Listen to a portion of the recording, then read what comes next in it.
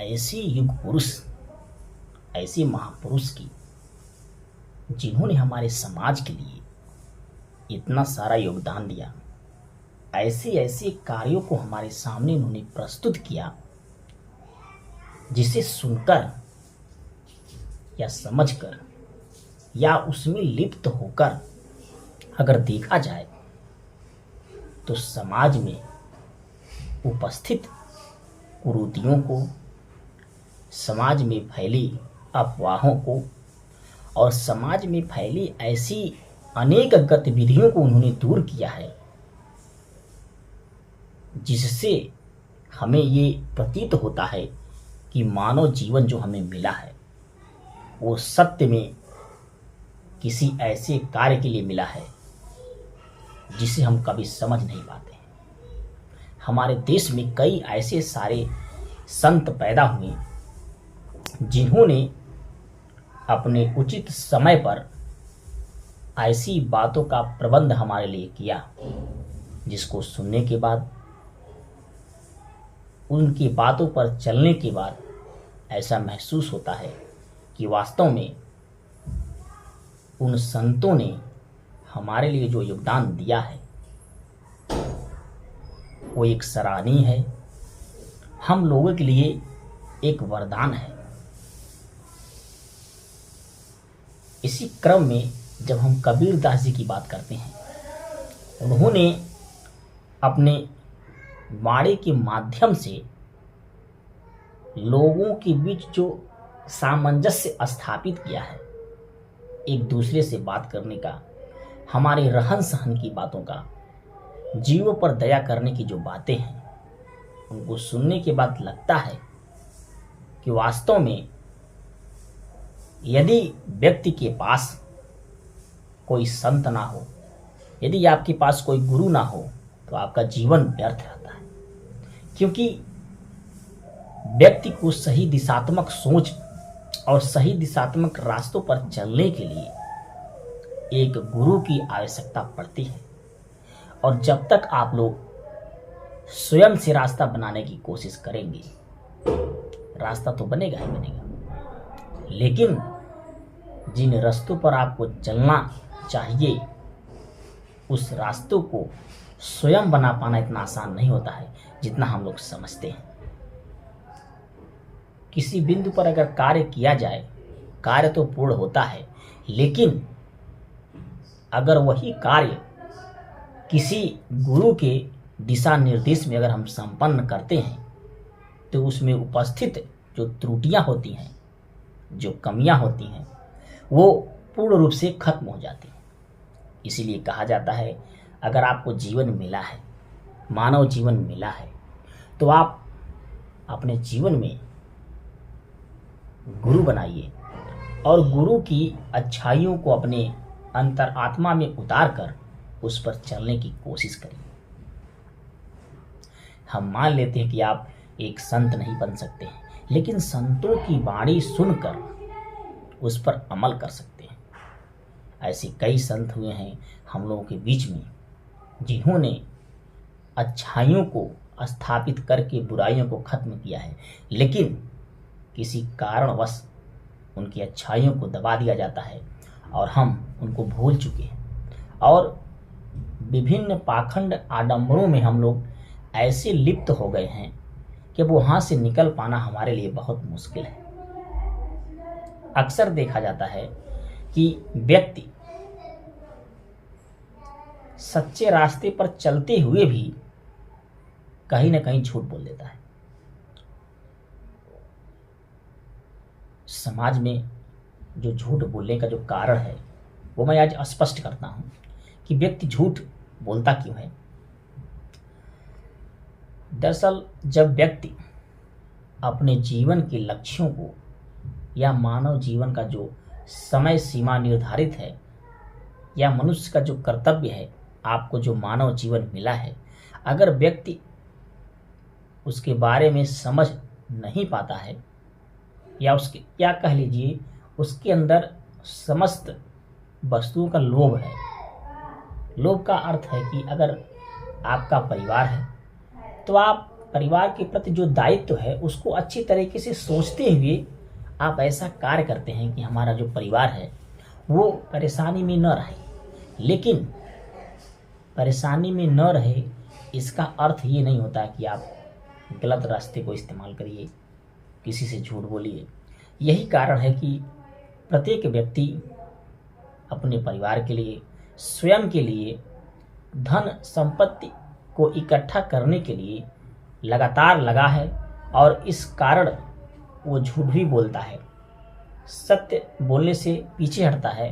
वो सोचता है कि मैं झूठ बोलकर धन को अर्जित कर लूं, संपत्ति को अर्जित कर लूं, जिससे हमें कोई परेशानी ना हो। लेकिन सबसे बड़ा दुख ये है कि आप अपने जीवन के लक्ष्यों को समझ नहीं पाए हैं। आपने रुपयों को, संपत्ति को प्रथम वरीयता दिए हैं।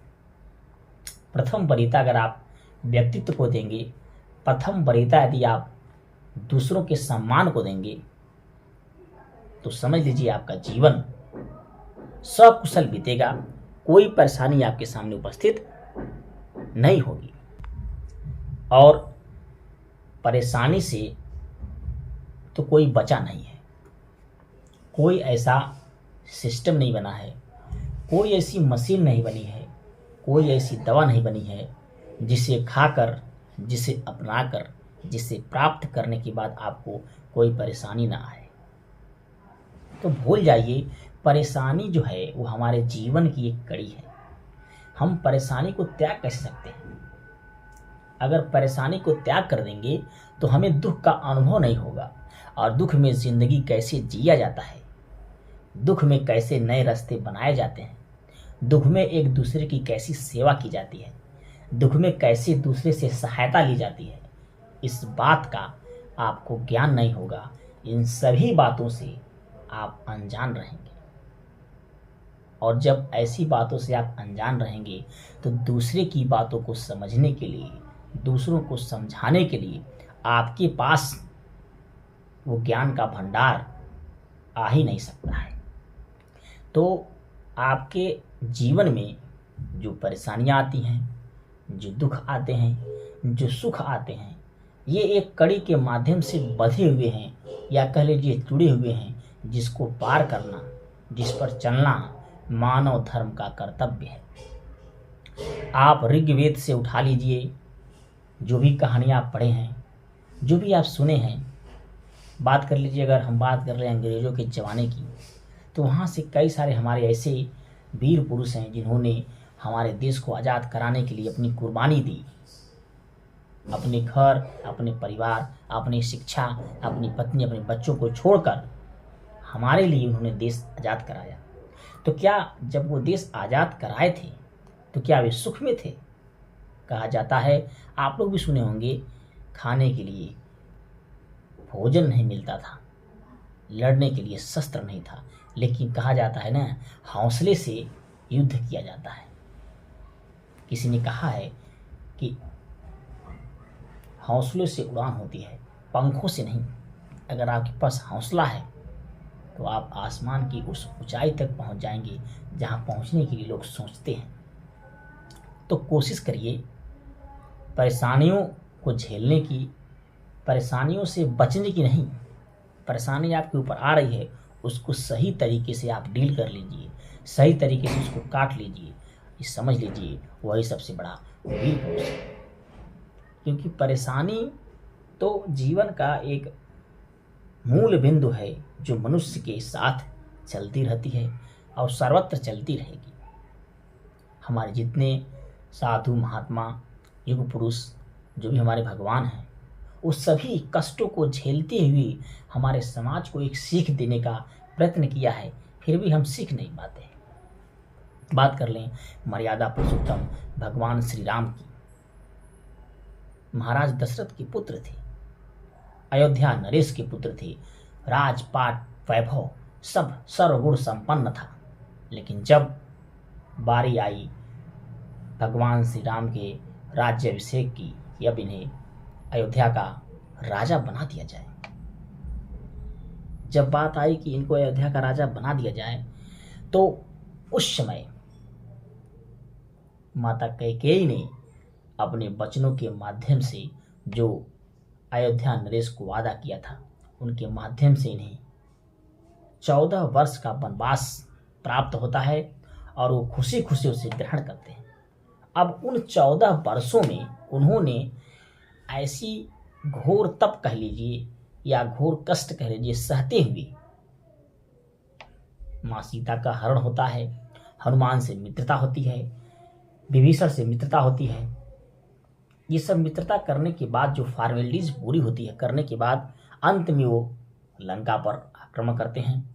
उन 14 वर्षों में कई राक्षसों का नाश करते हुए पुनः अयोध्या वापस लौट आते हैं।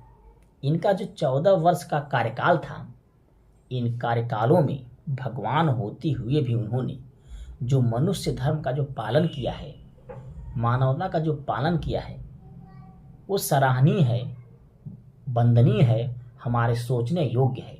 हमें सोचना चाहिए कि उन्होंने मानव का रूप ले करके और एक छोटी सी प्रयत्न करने के बाद भी उन्होंने बहुत बड़ी मंजिल हासिल की।